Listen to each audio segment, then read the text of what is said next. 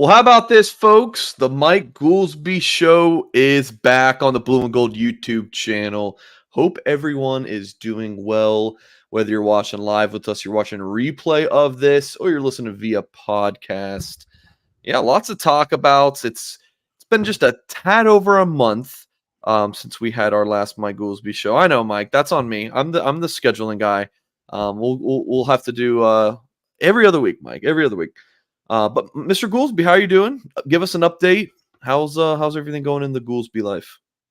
We're staying busy over here, brother. Staying very busy. So no, it's great to see you. And it's like the busier you get, the faster time goes. So yeah, it feels like it's been forever since I've seen you.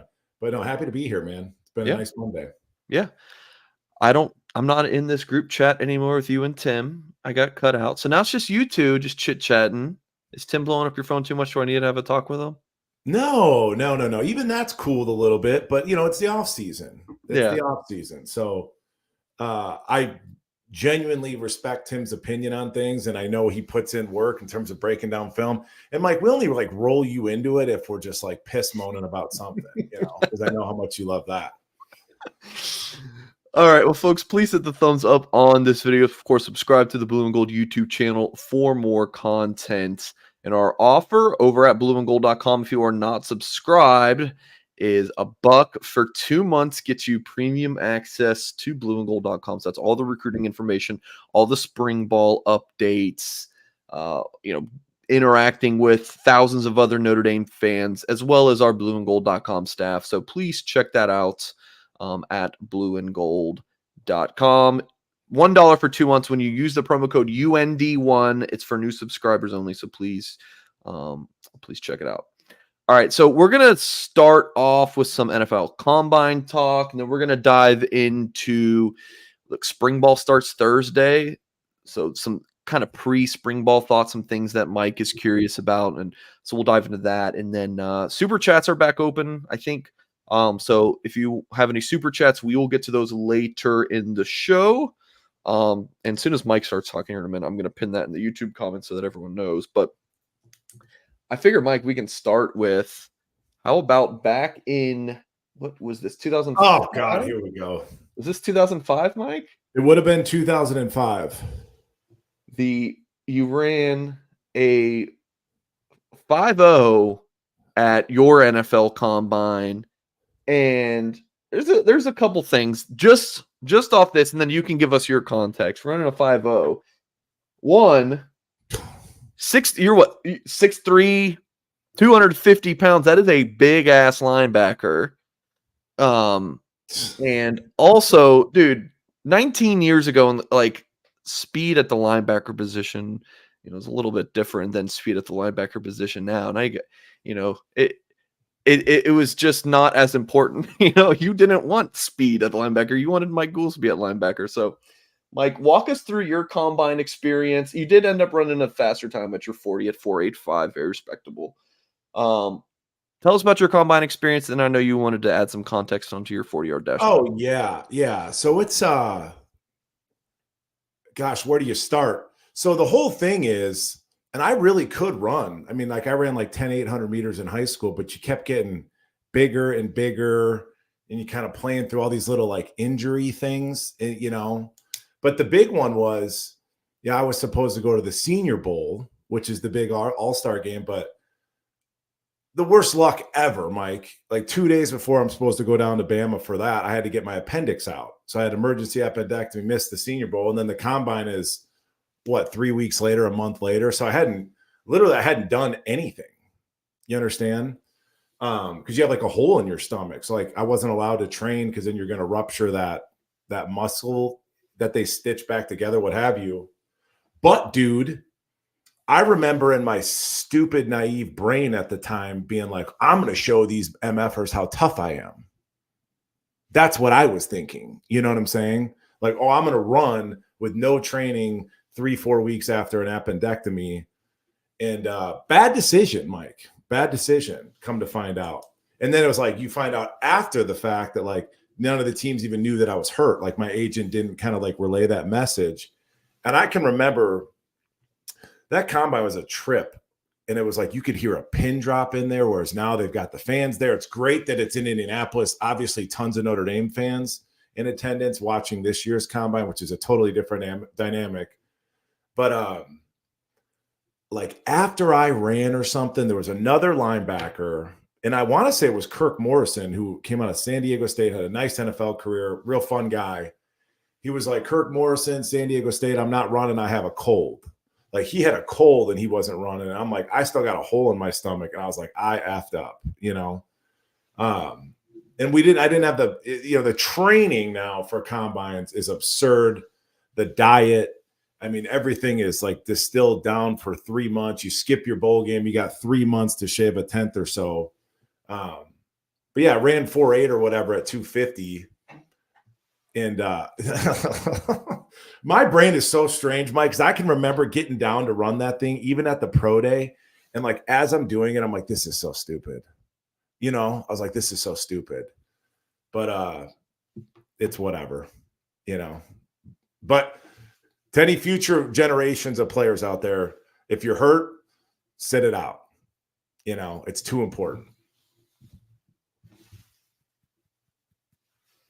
Sorry, Mike, or just anything. You just don't even have to do it anymore because, you know, I don't know, Caleb Williams just sitting out half the things. Do you have any thoughts on Caleb Williams and his lack of activity in the combine? Oh, of course I have thoughts, Mike. I know. I figured. And I think there's a tie-in here to Joe Alt. And it's like my first kind of topic of all of this is like, you've been the president of the Joe Alt fan club since junior year of this kid's high school. And it's like, do you get some sort of a kickback off the signing bonus? Do you have anything coming your way? I'm hoping I get mentioned in some speech or something, but That's I don't fair. know, man. That's fair. You take what you can get. Yeah. But there is something to, and I think I talked about that either on here or on Patreon, like these quarterbacks, Mike, make so much dang money, these NFL guys, that it's like they're almost disincentivized to play. Yeah. And it's like, because it's like, okay, I signed my 5-year rookie deal, huge signing bonus up front. I was a first-round pick, so I'm automatically going to play for 10, 15 years. I'm going to be Blaine Gabbert that's still on a roster somewhere because I was a first-round pick a decade ago. Absolutely, that's a thing. There's just something up with Caleb Williams where it's like, sure, he's great, he's a talent, whatever, but there's just something about his nature, the dynamic with his father. I don't trust that kid. Like, I don't trust that kid to draft him and hand my franchise over to him because you just really get the sense that it's all about Caleb. And he's smart enough and charismatic enough to know what buttons to push and what things to say and how to smile and yada, yada. Like, he showed up to the combine looking unkempt.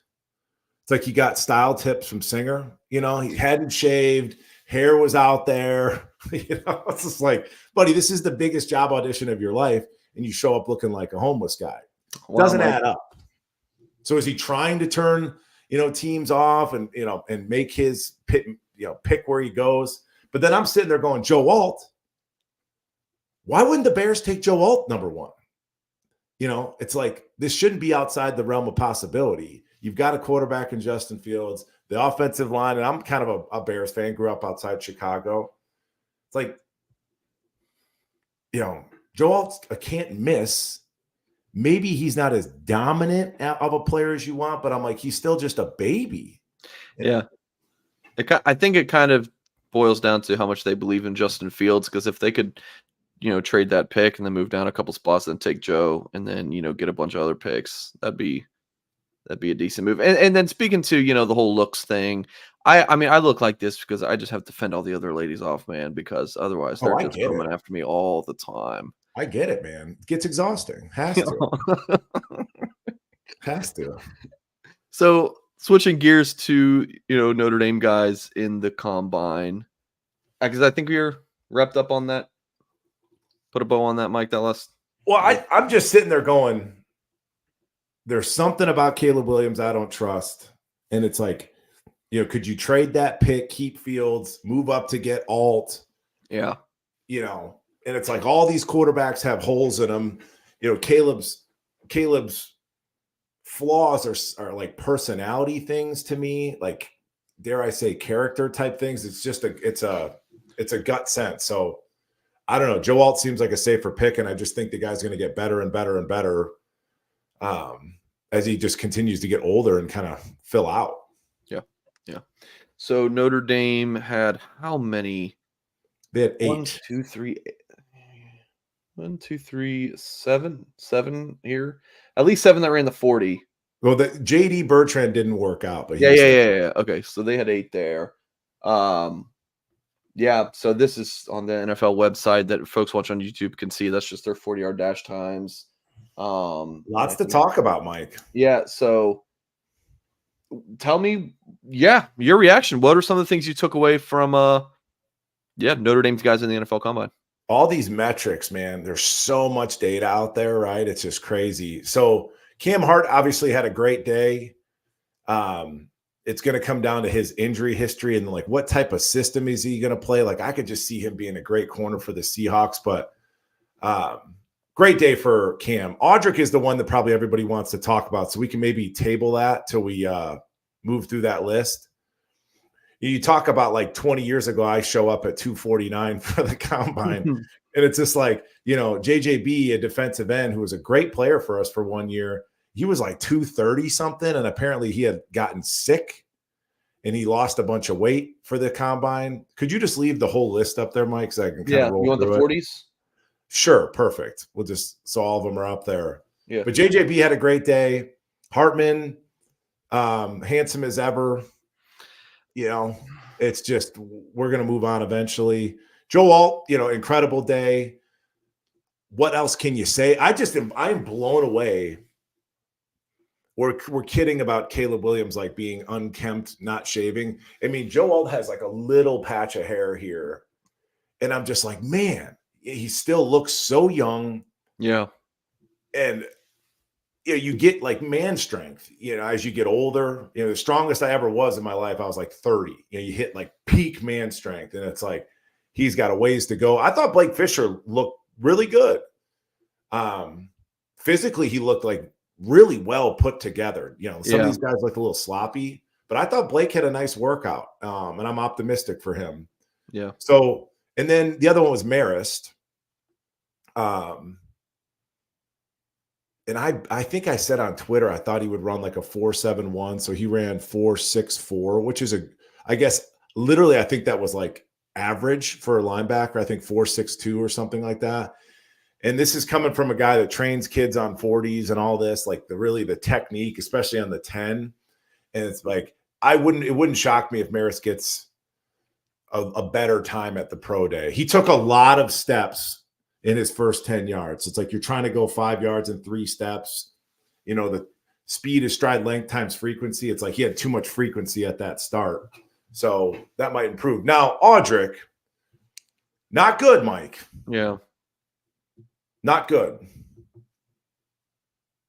Not good. And then I'm watching him doing the drills, and we all think of Audric as like just a dump truck, Mack truck, beast, physical runner. And then he showed up to the combine. He had lost weight, and he's 221.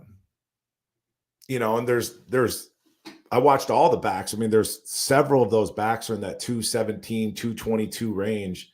They're running 4.4, 4.5. So it's like you'd almost have preferred Audric to show up at 229 or something, and then I guess the slower time would be a little bit more forgivable. So it's not going to help him in the grand scheme of things. Kyron Williams is a 5th-round pick and one of the best backs in the NFL after coming off an injury. So I feel for Audric, man. I do. As a guy that ran 5 flat at the combine. Yeah. I had seen a tweet where someone was like, a Notre Dame writer said, like the headline of his article was like, is Audric Estime going to get drafted? And I was like, what the hell are you talking about, bro? And then he was like, there's not been a running back running the 4.7s that get drafted since. And it was a while or something. I don't know. So, hey, crazy stuff happens every year. Crazy stuff happens every year. I mean, I can remember my draft. like I remember my draft, Maurice Claret went like last pick in the 3rd round, and I'm like, oh God, my life is over. But you might not have even been born yet, Singer. But like there was so much drama attached to him. I'm like, hadn't played for a year. Ernest Shazer was this All-American safety from Michigan. He went undrafted, you know, so crazier things have happened. But Audric, when I was watching him do the running back drills, he's like, he had this like little narrow, he didn't look incredibly comfortable to me. And that's a real shame because, you know, that's a guy that sat out a bowl game smartly. You know, he's had months and months to prepare for this, and he just didn't have a great game. Hell of a player for us. But yeah, nothing shocks me when it comes to the draft. Yeah. Yeah. A comment here from Michael says, I mean, you saw, you know, Kyron didn't run well. I'm trying to pull his, what he ran, 4.65. 4.65. Yeah. I was going to say 4.6, which is very close to a 4.71. But some of those markers, like a 4.7 is like, eesh, you know, 4.69 is one thing, a 4.71, just the optics of it hurts a little bit. Yeah. Yeah. But I don't know. Some team will get lucky with Audric. I mean, the dude's still a beast. No doubt. Any other combine stuff, Mike? I really wish we could have got to see JD. I'm assuming JD was nicked up. My only other thought about the combine in general was like we had 8 dudes, which is fantastic for a Notre Dame. 2 of which were transfers, but that's fantastic to have 8. Now Michigan had 18, Mike. They had 6 offensive line go. So they had the starting 5 plus 1, which is absurd. And I can remember when Michigan won the Natty, Notre Dame folks were like, well, maybe there's something that we can glean from this as a program because Michigan built that roster not necessarily with stacking 5 stars like a Bama, Georgia, right? So it's like, what can we sort of replicate this? Can we model this? And it's interesting. You get 18 invitees, you know, very few 5 stars on the roster, if anything. So it talks about the development over there.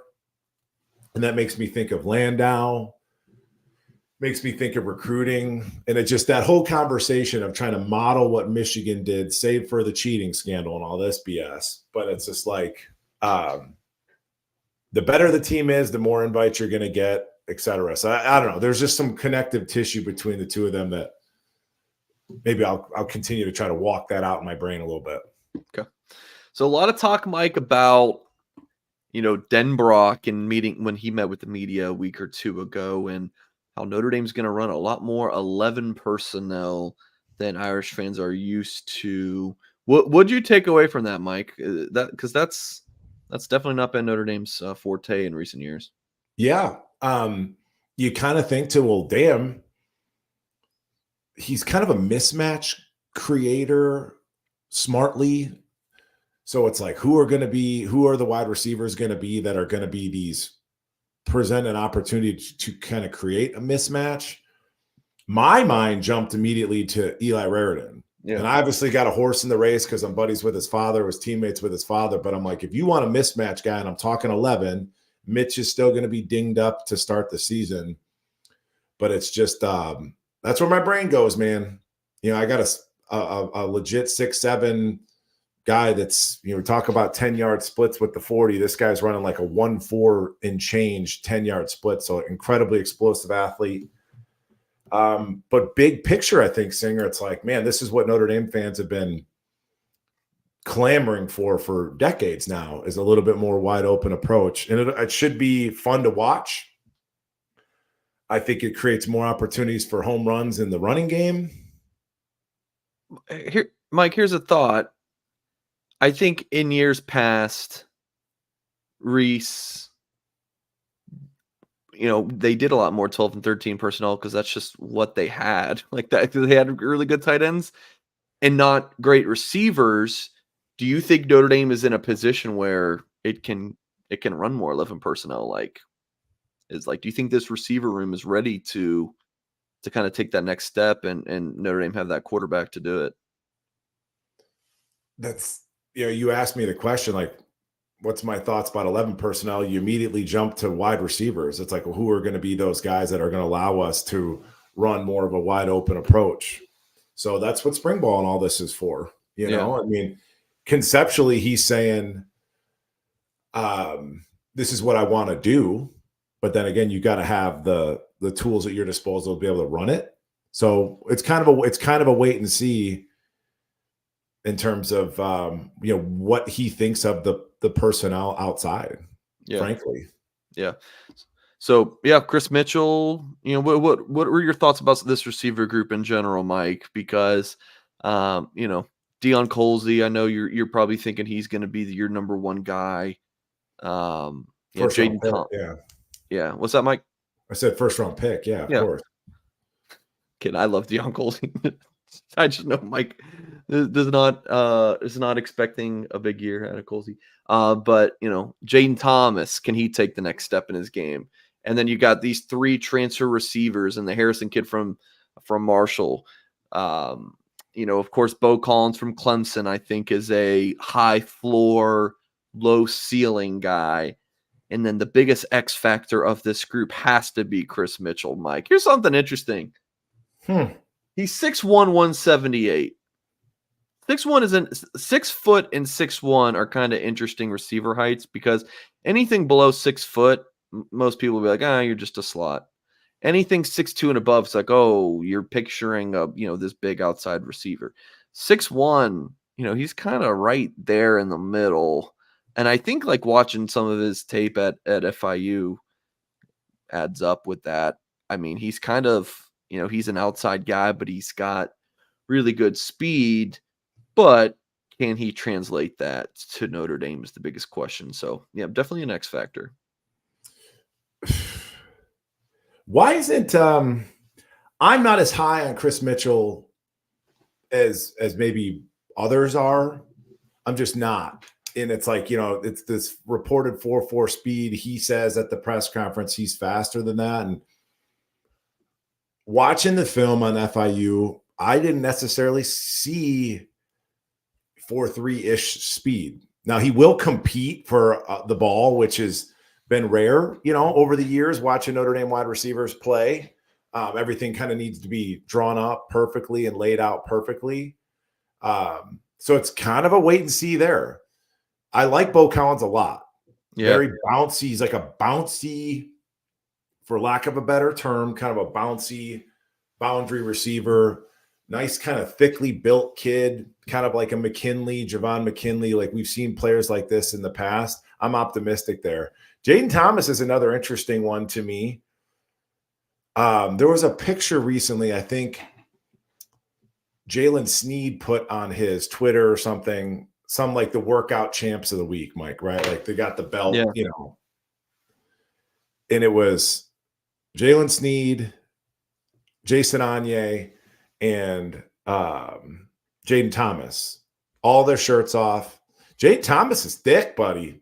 Like Jason Anye is more ripped than Jaden Thomas is, which I was like, Jaden Thomas was almost thicker waisted than like a 285, 290 pound 3 technique. So just things that I always tend to notice. And I'm like, man, I would think that he'd be a little bit leaner than that to be like a true wide receiver. So what is he? I don't know. Could be an interesting mismatch piece for Denbrock. We like Greathouse. We love Faison. The X factor for me, Singer. Yeah, it's Cam. Kill it, Cam, dude. Yeah. If I was gonna bet you $20 who's faster, Cam Williams dust Chris Mitchell. I mean, he can really run.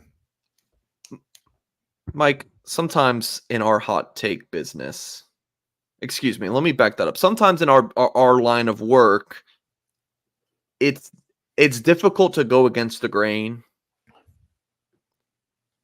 You know this, Mike, with your quarterback take from this past year. But when everyone is loving a young player and you're kind of like, especially a young player, I don't know, guys. I think we need to pump the brakes a little bit. It's an unpopular opinion, so I'm going to get there. The Jordan Faison thing, I think people are setting themselves up for disappointment. I think Faison could be like a nice 3 at this team. But for people thinking that like When we started talking about the receiver position, Carberry here, Carberry's a great poster. This is like Great House and Faison. If Faison is one like your answer at the receiver position, like I don't know. I don't think that. I think he's a nice young player. I just don't see and he had a nice year. I just don't think that he's gonna be able to replicate, maybe not replicate's not the right word, but live up to the expectations of like a lead receiver on this team. I just don't think so. I think he's a nice player. He definitely surprised a ton. He's got a lot of shit to him. But I don't know, Mike. Like, go win your one-on-one matchup week in and week out for us. I don't know, man. I think to ask him that as a sophomore, it's going to be really difficult. Yeah. You like that take? So you're saying, by you saying, making that prior statement, that's you kind of feel like you're kind of like swimming upstream a little bit. So we love to talk about that dynamic of like fan expectations, reality, perception. Is he a number one receiver? On paper, probably not, but he is special, man. I mean, there's something to him where it's like, I guess I would push back, and we're just having a conversation.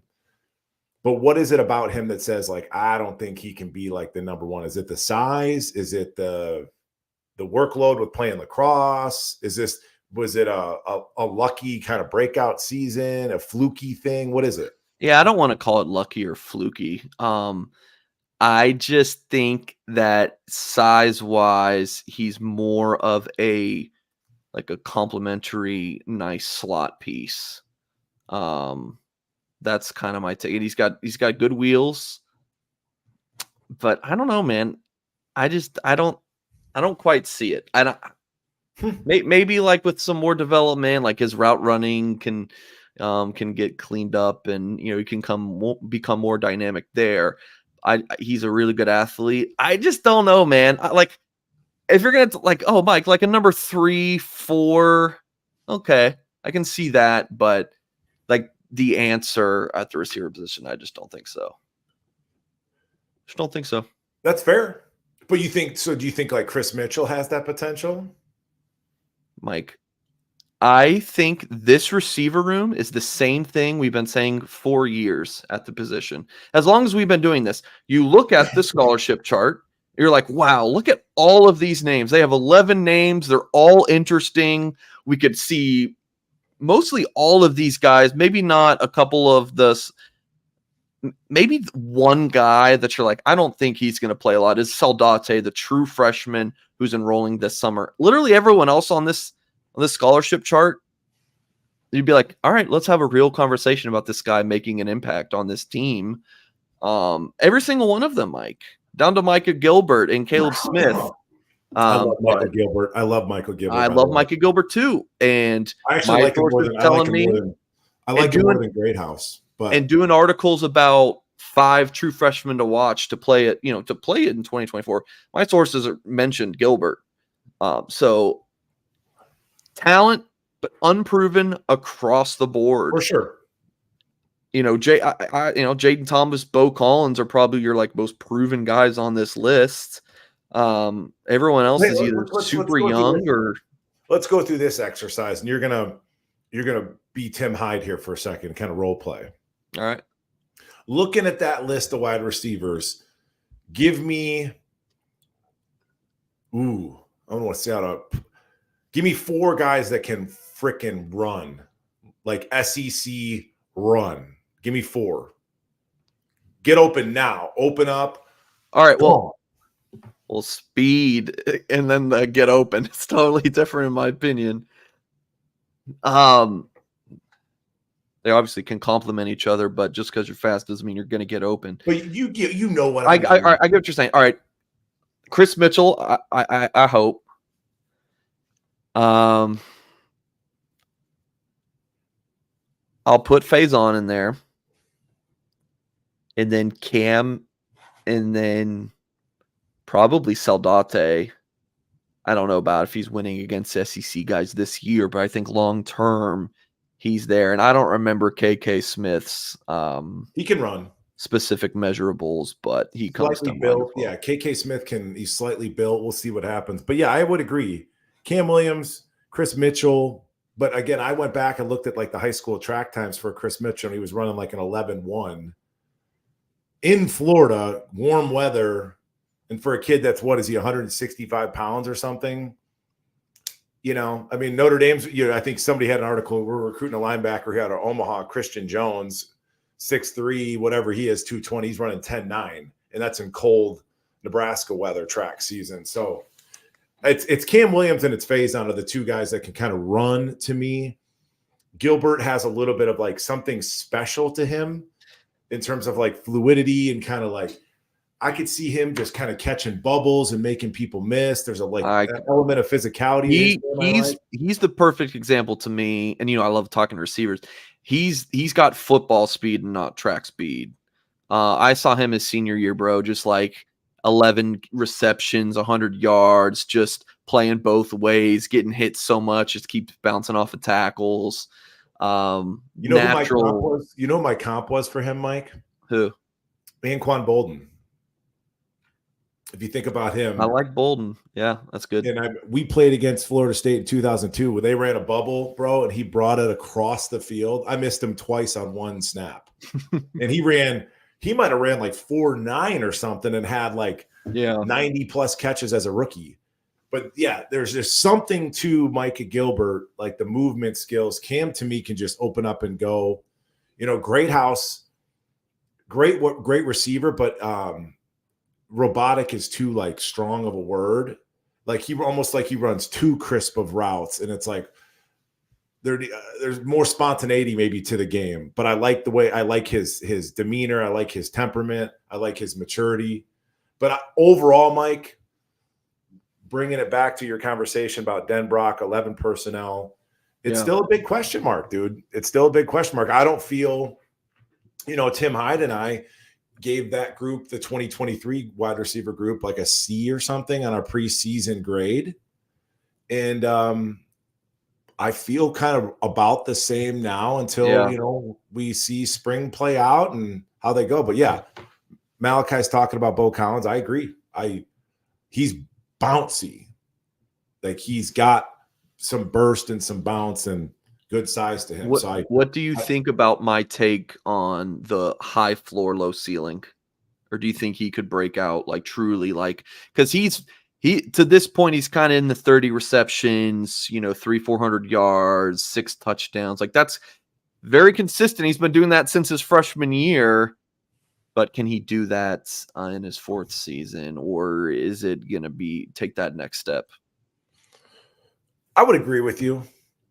Okay. In terms of setting whatever your expectations are. But I think he can win one-on-one. I think he's got enough lift to go get the ball. It's really interesting, that whole number one conversation, Mike.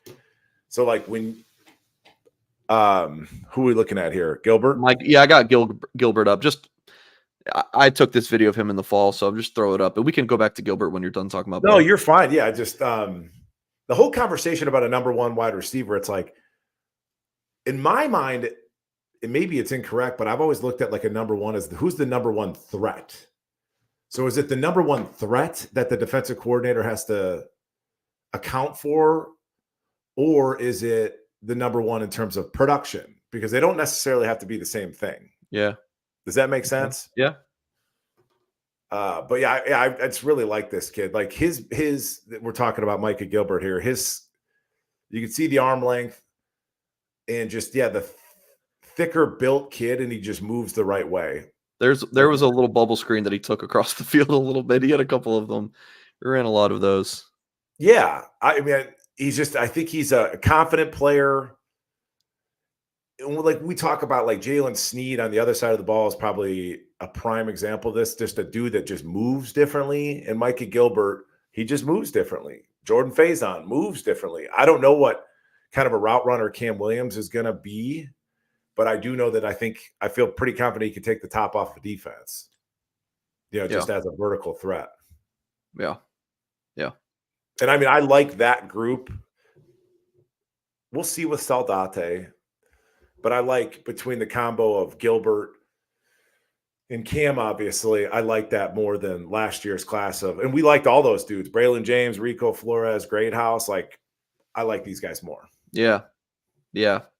I agree. I think it's like a higher ceiling. Think about how good Rico was for us, Mike. And Cam and Micah Gilbert are way better than Rico was. They are. Okay. Yeah. All right. Looking forward to seeing the hate in the comments after the show's aired about my phase on take, but I don't know. I don't know. We'll see. But I see where you're coming from. I'm just telling you, there's something about Faison. Go back to that bowl game, bro. Yeah, he breaks 3 tackles on the one play, spin, inside spin, right? Which is difficult. He's running this way, inside spin, inside spin, inside spin. There's something to him. Like if you were going to ask me to forecast, like he'd be a future captain, you know. And it's like he's Golden Tate 2.0, man. Like his play style, the way he moves, his base. See, that's kind of where I cringe a little bit. Talking about the Golden Tate 2.0. It's the expectations thing for me. I think it's very high expectations. Well, I'm just saying, if you watch them move around, their build, the way they play, the level of compete, they're both multi-sport athletes. Golden Tate played baseball for us. I mean, there's a lot of similarities there. You're not saying he's going to be Golden Tate, but did anybody think Golden Tate was going to be Golden Tate before the Golden Tate became Golden Tate? You know what I'm saying? A lot of Golden Tates. I hear you. Well, these guys have to have a quarterback to deliver them the ball. What are you thinking about Sir Riley Leonard heading into spring? What are kind of your expectations, your thoughts? Like, yeah, expectations, I think the right word. Like, what do you kind of think about him going into, March 7? I'm going to continue to say I think that Riley is an athlete playing the quarterback position. I think he's got NFL traits, and I think this is a huge challenge for Coach Gino to help him put it all together. I really do. I think he's a super humble kid, comes across as very like aw shucks, super endearing. But like the accuracy thing to me is like just going to be something I'm going to keep my eyes on. But in terms of like the 11 personnel, getting people out of the box, we add an extra runner, we take away an extra defender, and playing a true classic, handoff inside run. So he's going to bring a lot to the offense. I'm excited what Denbrock can do with him coming off of working with Jaden Daniels, who's another, mobile type quarterback. Tim Hyde and I were talking about this. Riley Leonard to me is faster than he is quick. So I'm curious to see what that escapability looks like. Like he kind of has that sort of build up speed where it's like, if it's a drawn up quarterback power, I love it.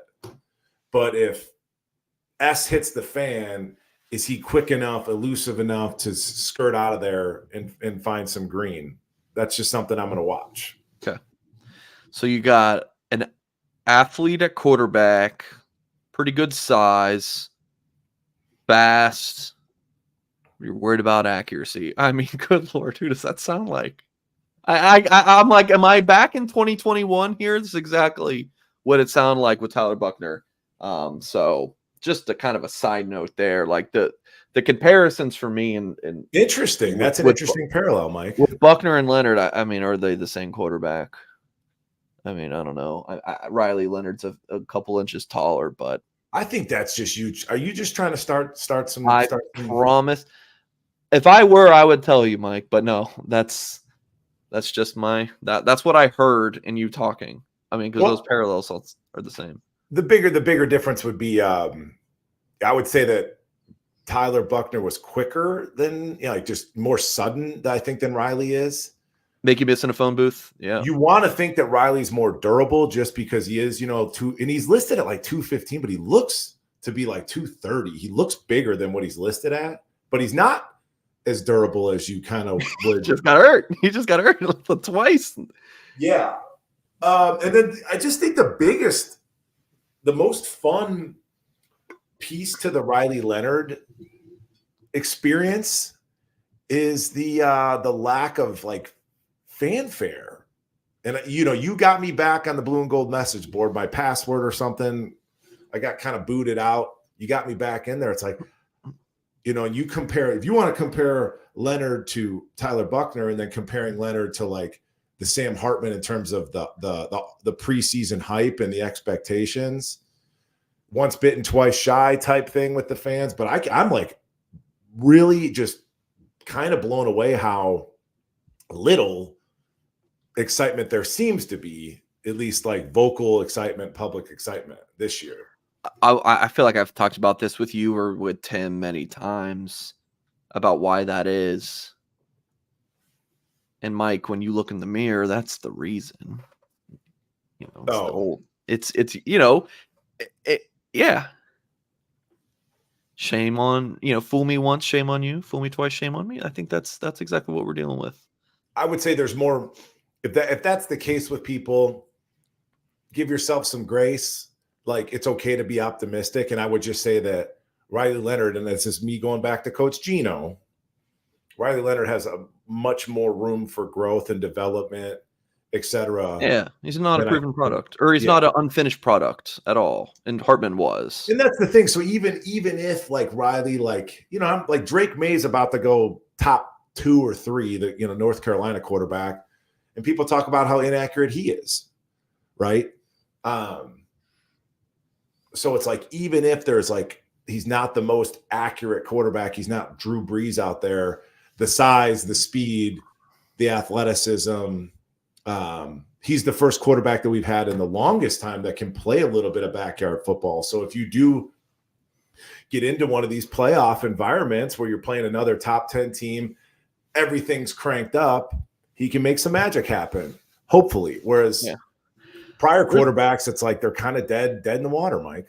Just thinking one other quarterback Notre Dame had who was good in backyard football. Yeah. Old Buckner. And then book behind him. I'm not taking the bait, Singer. You said you got booted. Before people think that we kicked him off the site, we had some password issues. He did not get booted.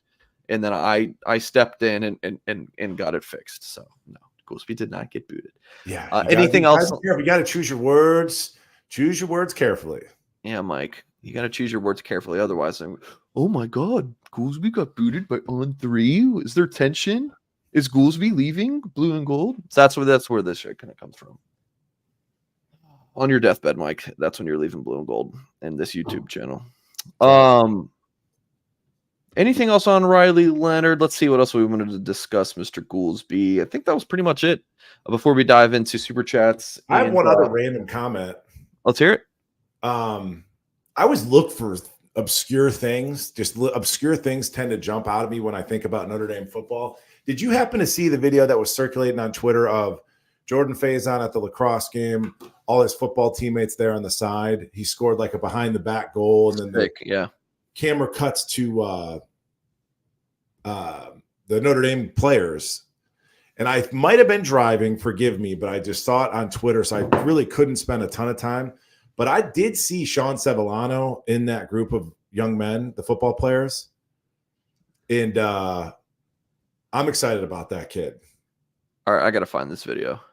Yeah, please do. I'll buy you some time.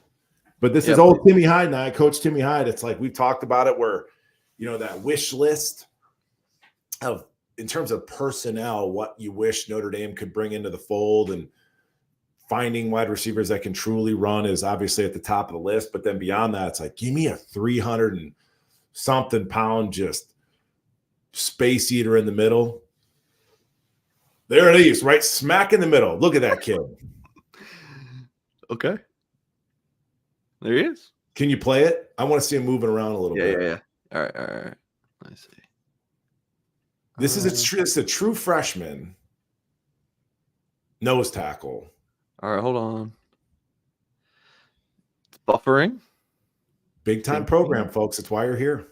Thinking. It's just not wanting to play.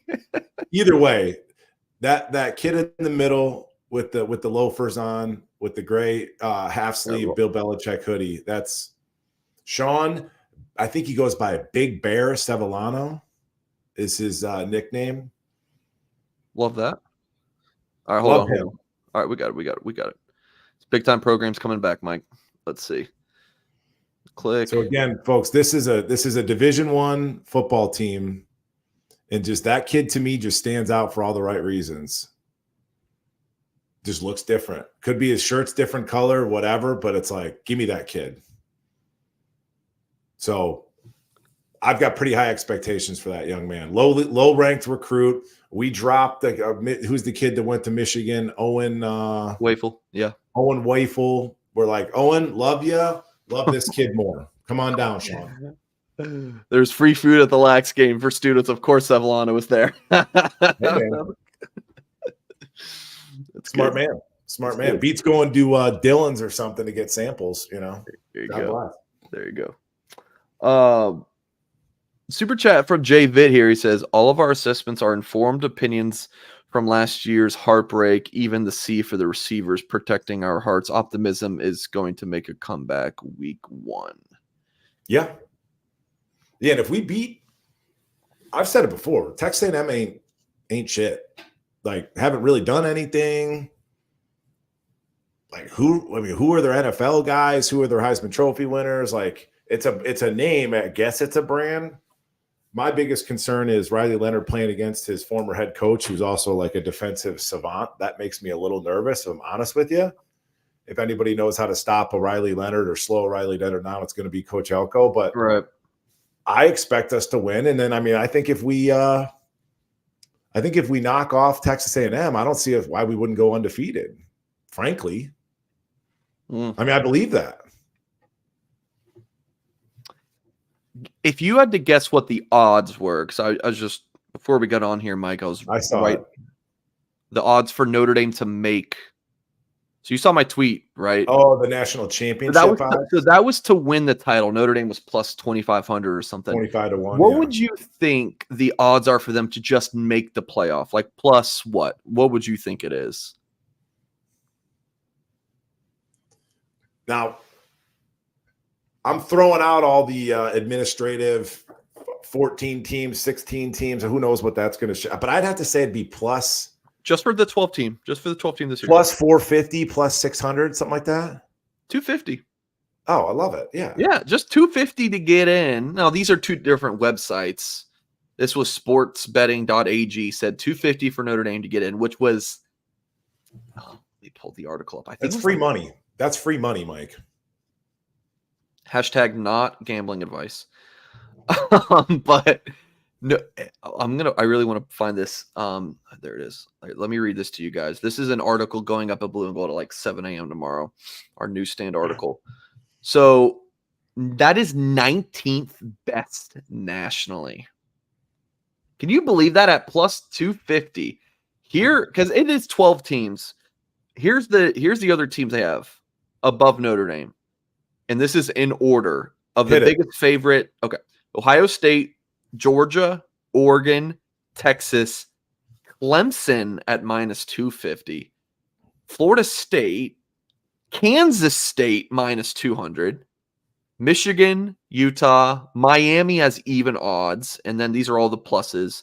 Ole Miss, Arizona, Penn State, Tennessee, Bama, Louisville have better odds than Notre Dame. And then I think it's Kansas and Notre Dame are at plus 250. So that was wild to me looking through that, Mike. Yeah, and you would say you try not to be biased, to have a Notre Dame bias here, but yeah, that doesn't. So you're telling me Louisville has better odds than we do? Miami? Did you say, of course, Penn State is probably in there, you know? Did I say Penn State? I thought I heard you say Penn State. Yeah, plus 200. So this is, if you bet $2, or let's use bigger figures. If you bet $200, you would win. You would get 500 total if you bet Notre Dame at plus 250. Whereas, if you bet Ohio State at minus 1,000, you put in $1,000, you'd win 100. So it's like, some of these numbers are wild.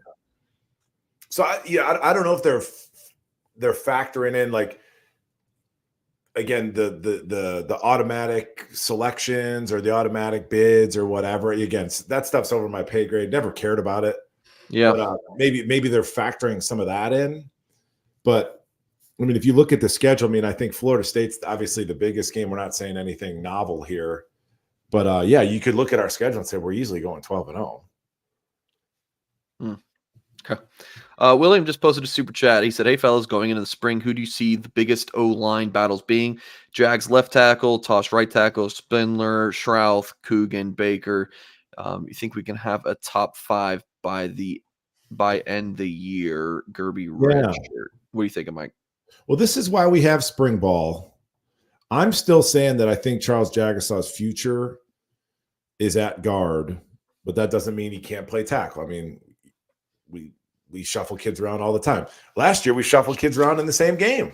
Got them playing left side, right side. Why not? So it's not outside the realm of possibility. I'm okay with Baker as one of your tackles. I'm okay with it. But if we're talking about battles, it's got to be. I don't want to say anything nasty. I'm just sitting there going, the players that I could just tell you the guys that I want to see. He doesn't have Wagner in there. It's put up or shut up for me and Emil Wagner this season. You know, that's an NFL kid, 5-star type prospect, great movement skills. It's just, you got 10 pounds is what's keeping you off the field. Yeah. But I'm okay with Baker and Wagner at tackles. I would love to see Jagusah and Shrouth at guard. And then your center, Craig, you know, and it's like, I don't really care about, and this is complete opposite of what Tim Hyde would say as you know, with his coaching mindset. Give me the biggest, best athletes at offensive line you've got.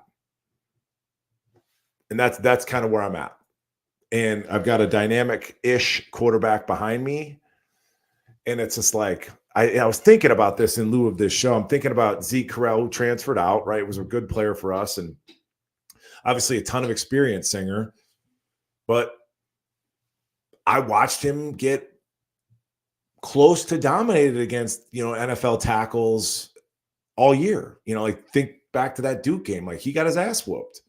And it's not, he's got all the experience you could ask for, but he has physical limitations just in terms of like his size and ability and whatever. So it's like, I tend to like value offensive line experience maybe a little bit less than others. Okay. I want talent. Yeah.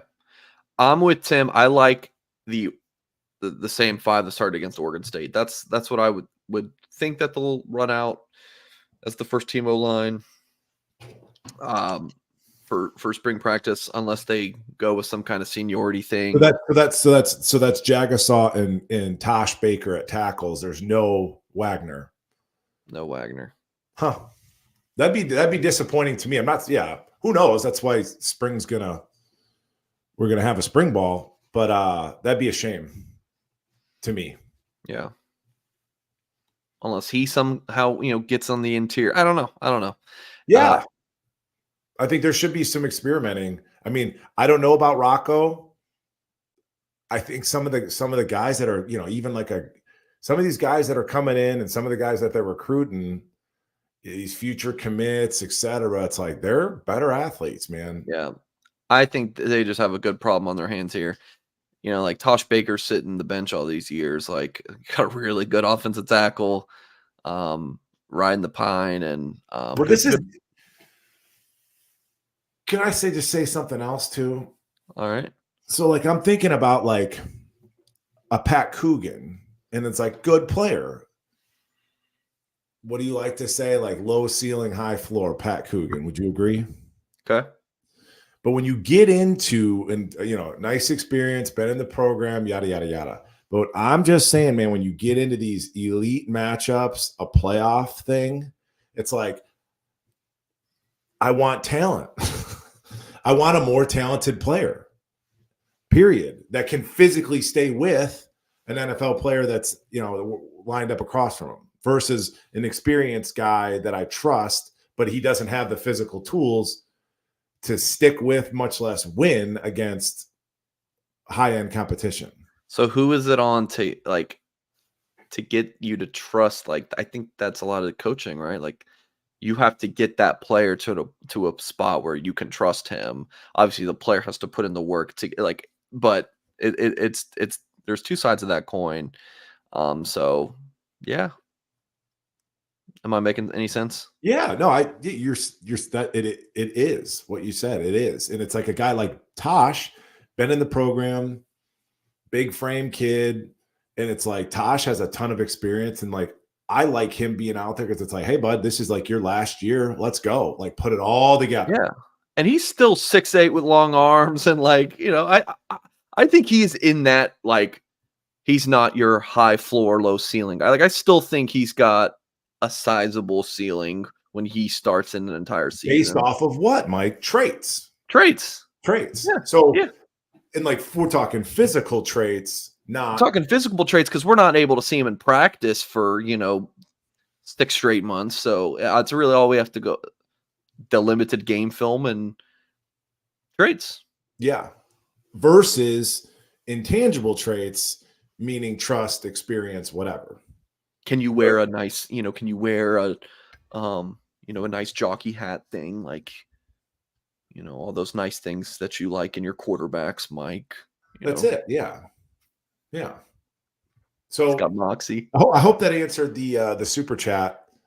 But I want the biggest, best athletes. And I just come back to these marquee programs, top 5 programs. They've got NFL dudes all over the place. Yeah. Like, we can't have an experienced, lesser talented, smaller player, because that's how you lose. Yeah.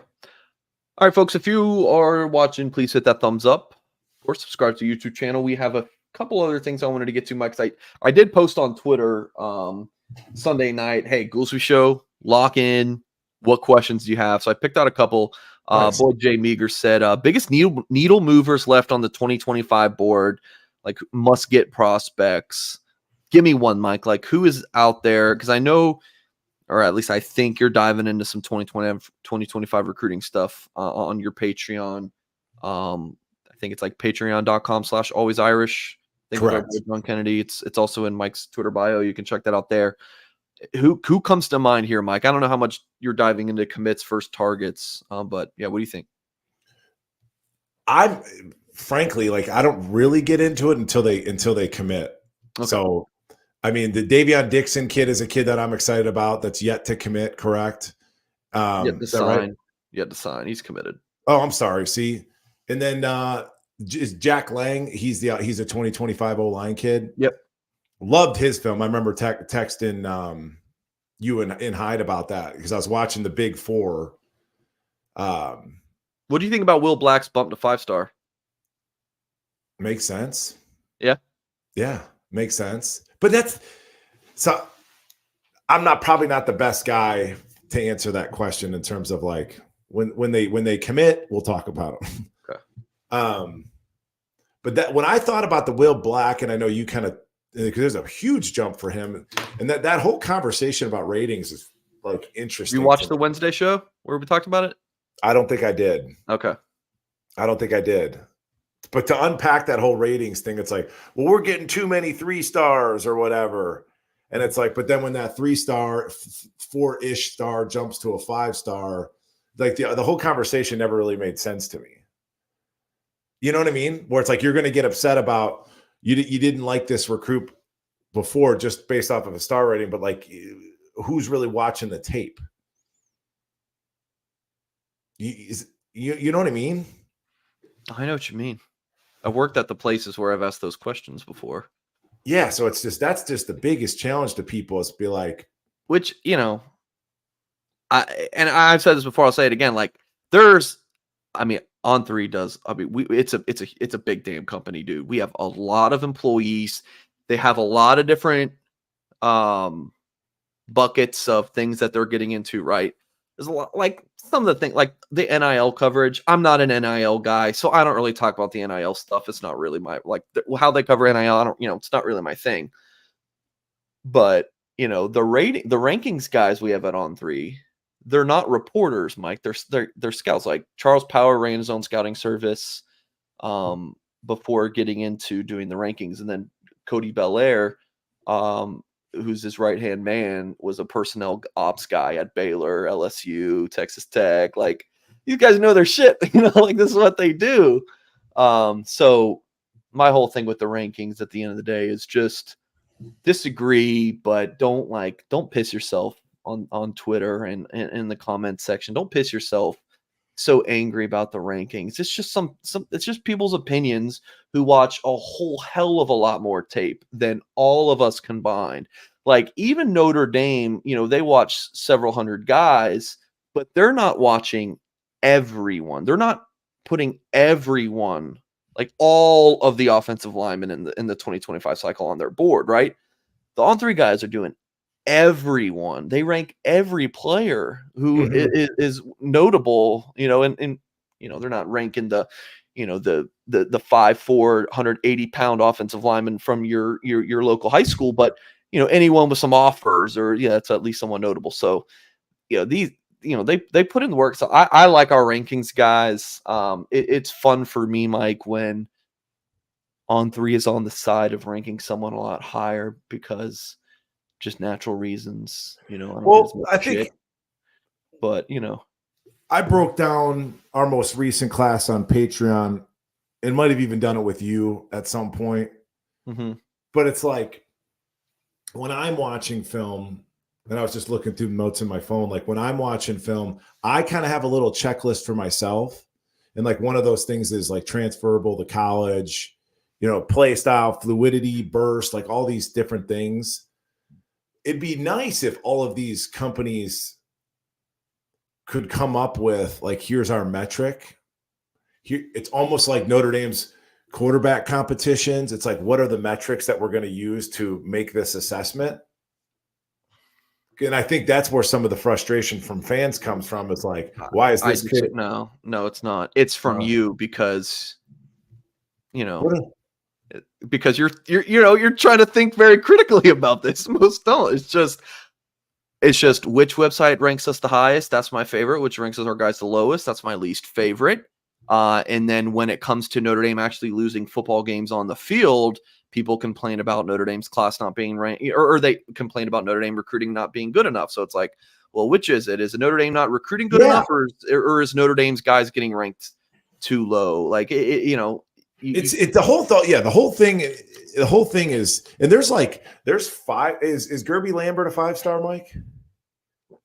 By one. So some people, like Tim, loves Gerby Lambert's film, and I'm like, I like his film, but I like some other film better, maybe of some like lower ranked kids. Well, how dare you, Mike? Yeah. How dare you? But no. But you're thrilled you got the kid. Thrilled you got the kid. But there's a lot that goes into that, and that's where you really challenge people. Just you kind of have to watch the film to make that assessment. Yeah, some programs like Notre Dame. What's the kid who went to the defensive end who went to Purdue, and is really good in the NFL now? What's that? Oh, the Greek kid. Yes, Karlaftis. Indy kid, right? I think Notre Dame didn't offer him. Everyone gets so upset about rankings, and how could you not rank this kid? How about a school like Notre Dame missing on, like, why don't we talk more about, the professionals, missing their draft picks horribly, the college coaches missing those bad evaluations. I think we would all agree, like, the Notre Dame, recruiting operation, you would expect to have more resources than a few guys for a rankings website. So we get more upset about the rankings than Notre Dame not offering that kid who ended up going to Purdue and is now a freak in the NFL. Like, that's the thing. Like, people will be like, how is JJ Watt ranked the 2-star? How the hell did JJ Watt end up at Central Michigan? That's the bigger question, Mike. That's okay. That's a great take. So all of these college teams missed on this kid, and all we want to talk about is the rankings. We're going to focus our frustrations on 3. I get it. Yeah. Stupid. And these are that whole football building is filled with lifetime football dudes, right? Right. That's all they know. They eat, sleep. It took me a while, but I got to the good point. No, I like that. I mean, some of these kids I train, like I've got a kid Ryman Ziebert, and I find the kids that I train on Twitter, and he just got offered by Miami. Okay. Got offered, and I sent his film to Notre Dame. Like, this is a kid you might want to eval, right? But 6'6", like 205. Everybody wants this Brock Bowers type kind of tight end thing. So yeah, it's different taste, basically, is what this comes down to. It's just different 100%, taste. dude. Different strokes for different folks, man. Like 100%. And that's why CJ Carr is ranked lower on 3. The on 3 guys. And I don't like CJ Carr. I don't like CJ Carr as much as other people do. So that's just a personal taste. Personal taste. So, but forgive me in terms of like dropping the ball with that Twitter question, but it's like I do not have time. No, you're good, dude. To watch film of kids that aren't committed, that we're like actively recruiting. I literally don't have the time to do it. All right. The other one, because we could do a whole hour on rankings, but for people who watch all of our stuff, if there is anyone out there who's watched this show, the Friday show, and the Wednesday show, I just spent way too much time talking about rankings. I could do it forever. Nate Hillary tweeted me and he said, I'm curious to hear your two's opinion on how being in more 11 personnel on offense will affect recruiting in both potential positives and negatives. Mike, I will go to you first on this. I think it's a smart question there by Nate. I've never been asked this. Yeah, I think it's a smart question. Maybe I have. Yeah, but it's a good question. I think philosophically it's a good thing, but I mean, the product has to show itself on the field. I think, and these are just loose kind of thoughts here, Singer. Yeah. I think if we're running a modern-ish, wide open-ish dynamic offense, it makes it more difficult for competing schools to like recruit against us or sling mud, as it were, right, Mike? But I think ultimately fans probably need to understand that high school kids, like, they don't watch as much football as you think that they do. Yeah. And as somebody that trains these young men, I beg them to watch more tape. Like, just go home I train you Sunday morning. You're going to watch some NFL games? Like, please. And I'm like, they got 26 cameras at an NFL game. It's coaching clinic, like slow-mo. You got a DVR at home. Sit your ass on the couch and watch some football. The kids don't. So they're kind of going off of like what they're told and maybe looking at a depth chart or something like that. But it's a smart question, but I don't think that most kids are that smart. I think the things that kids look at is like awards, draft picks, such like that. Okay. I don't think it's going to be a determining factor, but it probably opens some doors to quarterbacks, receivers a little bit. But I mean, we put up a ton of points last year and didn't really run a wide open offense. So yeah. Just think back to like how good Notre Dame receiver recruiting's been on paper the past couple years, and Notre Dame's been running, 12 personnel. Like, could Notre Dame take their receiver recruiting to the next level if they're running a lot more 11 personnel and really airing it out and stuff? Which is so interesting because you talk about the wide receiver recruitings. It's taken some bumps, and we talk about Cam Williams, Micah Gilbert, and you'll have to help me out. Like our last couple tight end signees, Jack Larson, Cooper Flanagan, and I'm like, we're tight end you, dude. We're like putting guys in the league left, right, and center. That's the bigger discussion. Yeah. We couldn't have got a 6'6" freakazoid tight end. We got a 6'3". Like, I love the players, but I mean, they're not as dynamic as some of these kids that are out there. Which I thought that is a very interesting thing. That's a very interesting discussion to have. Because you want to have a room full of Holden Staves was an impressive athlete. You want to have a room full of Eli Raridans, just matchup freaks. And I just thought that way. And again, they're good football players, but I don't know if they're going to scare an opposing defensive coordinator. Some of them. Carter Nelson. Oh, dude, don't even get me started, man. Scary. Eli Raridan, scary. Something Carter about Nelson. Ugh. I mean, he's different, dude. had a man crush. No, I don't know about that, but I mean, people love to talk about Brock Bowers. It's like he's taller and more explosive than Brock Bowers. Oh, well, he played 8-man football in the middle of Nebraska. It's like, well, I watched him in 2 different high school all-star games, and he's definitely got some shit to him. And I'm like, man, I wish we could have got that kid. Yeah. He's a freak. Larson, I've seen him a few times. A really nice receiving tight end, but like he just doesn't have like the God-given ceiling of a Nelson. Flanagan, though, I like Flanagan. I like him too. I like. But you know what? Are we talking? Wait, which Flanagan are we talking? Cooper or James? Cooper. See, James is more freak territory. James Flanagan is more freak territory. So that was a nice kind of get back to that, but I love Cooper Flanagan. No, and I had James Flanagan and his father on the Patreon, and they're buddies with Cole Kmet and his family. Oh, cool. And I'm like, how do you stack up with like Cole Kmet? Like, what's that like? He's like, oh, I'm bigger. You know, at least height wise, like he's taller than Cole Kmet, who's having a great NFL career, 2nd round pick, you know, kind of that freak status. Yeah. I just look over at the YouTube comments and now people are arguing about quarterbacks. And like I said, man, it's just different.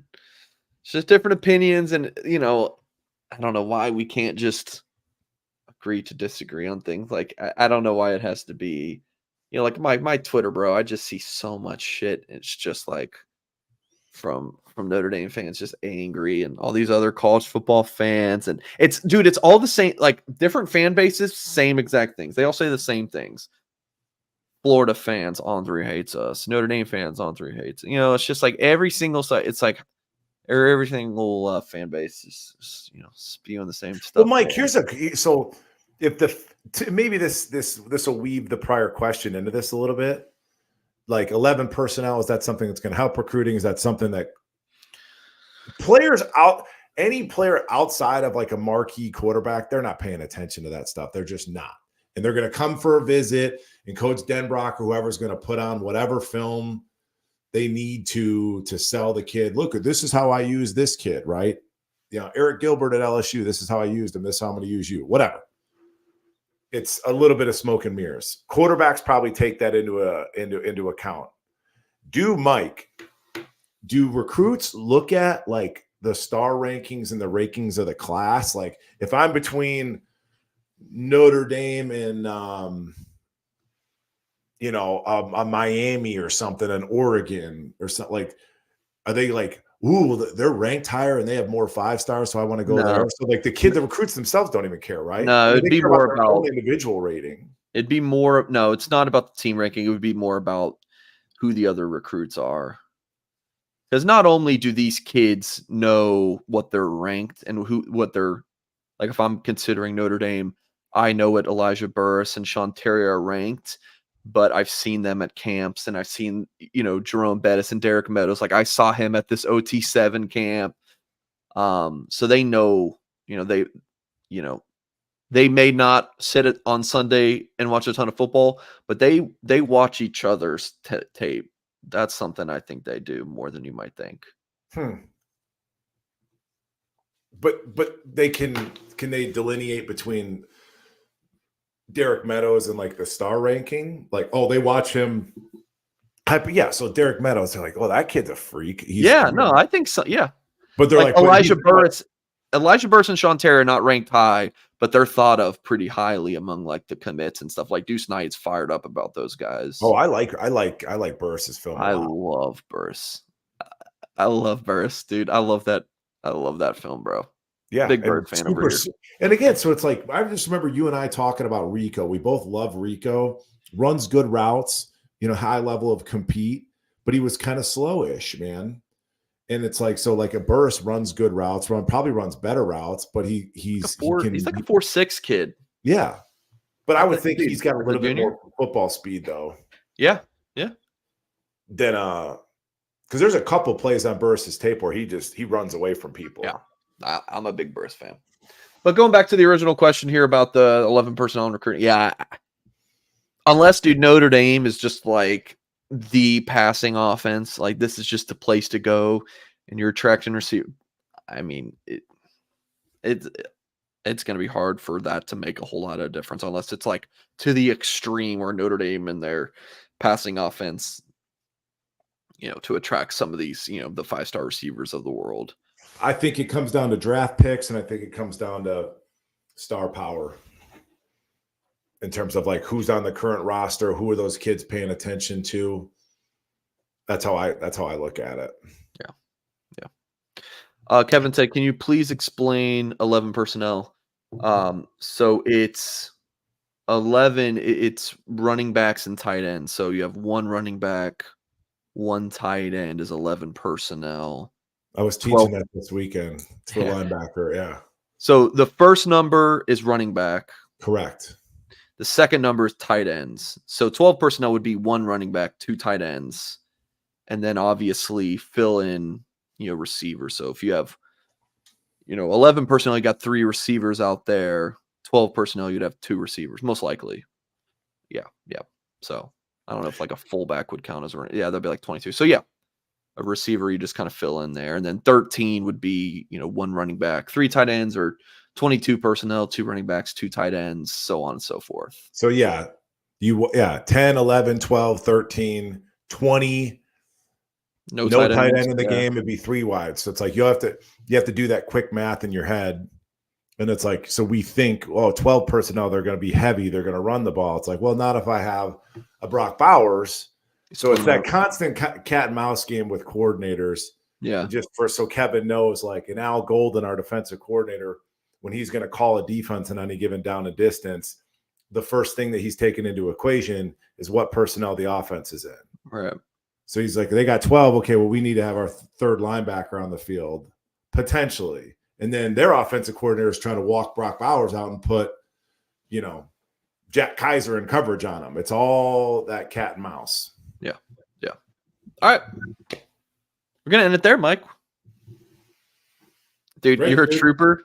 You're a trooper. I know you had a long day at the day job, so I appreciate you going above and beyond for a terrific show.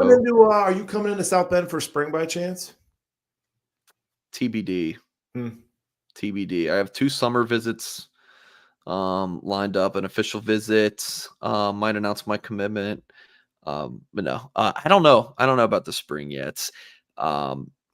We hired Kyle Kelly early last year. He's based in Toledo, which is a great place to cover Notre Dame recruiting because you just drive so many different directions. You have tons of kids. So he kind of does a lot of like the spring game, home game, recruiting stuff. So I don't really need to go. So got it. TBD, unless we have like a work meeting. My boss might fly in. So should be a good time. We're going to have a tailgate out there. There's something else too. Coach Freeman does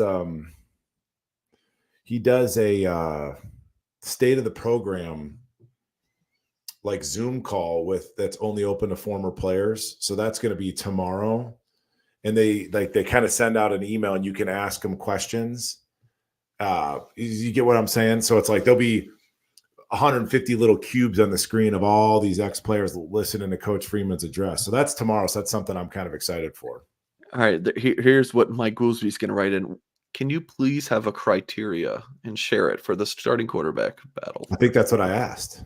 Oh, is it? I do. Yeah, I submitted a question. It was a month ago, but I swear that's probably what I asked.